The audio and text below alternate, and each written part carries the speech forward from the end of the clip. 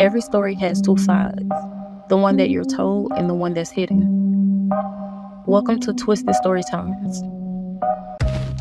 Every Saturday, my husband disappeared for hours.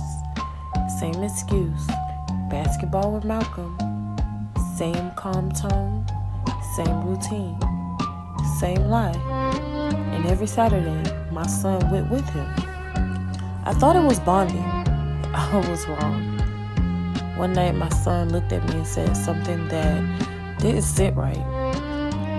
"Mom, why doesn't Dad ever play basketball?" I laughed a little at first. "What do you mean?" He shrugged. "We don't go to the court. We just go to Mr. Malcolm's house." That was the first crack. Then he said something else. Mr. Malcolm opens the door, but then he goes away, and Mrs. Kim comes out. Miss Kim? I had never heard that name before, not once. Now, I'm paying attention. The way my husband guards his phone, the way he smiles at messages he never shares with me, the way he leaves every Saturday like something he can't miss. Not late, not early, exact. Like a schedule he has to keep. So I stopped asking questions and I started looking for answers. The next Saturday, my son wore smart glasses, and I stayed home waiting. When I pressed play, everything changed. They pulled up to the same house. No gym, no basketball court, just Malcolm's front door. Malcolm opened it, but he didn't greet my son. He didn't even smile, didn't even acknowledge him. He looked straight at my husband, then stepped aside and walked away, like my son didn't even exist. A few minutes later, she appeared.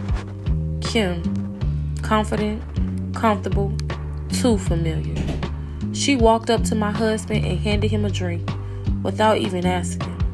Sat next to him like she belonged there. Not a guest, not someone new, someone established.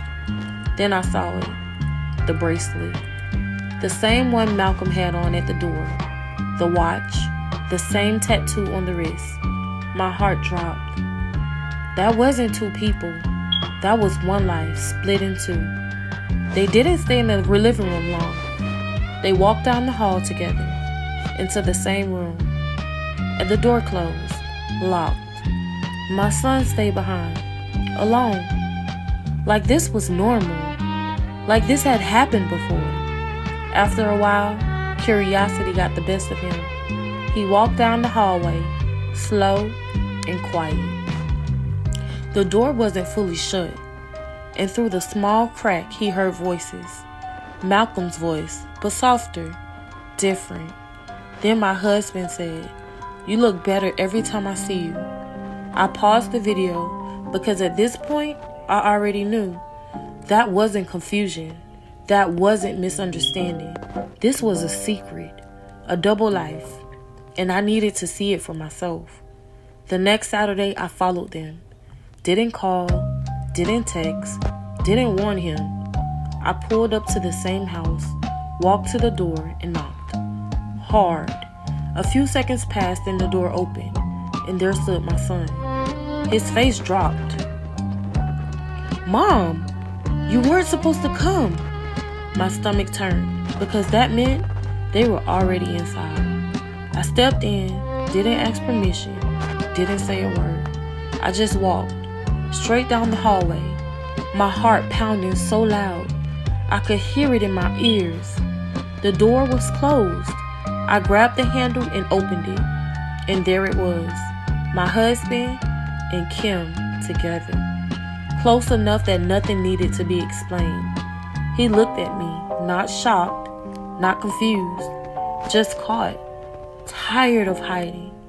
Every Saturday, I asked, my voice shaking. He let out a slow breath. "I didn't know how to tell you." That sentence broke something in me. "How to tell me what?" I said. Silence filled the room. Then he said it. "I never stopped caring about him." And just like that, everything made sense. Behind me, I heard footsteps. I turned. My son stood in the hallway, watching, hearing everything, too young to understand it all, but old enough to know something was terribly wrong. And in that moment, it wasn't just a marriage that broke. It was the illusion of everything I thought I knew. Some secrets are hidden, they're practiced, until the truth walks in uninvited. If someone has to lie, hide, and create a whole routine to keep a secret, that's not love. That's manipulation. Real love doesn't need to cut a cover story. It doesn't need a schedule to survive. And if you ever feel like something is off, trust that, because the truth always leaves evidence. This is Twisted Stories, where the truth always comes out, just not how you expected it.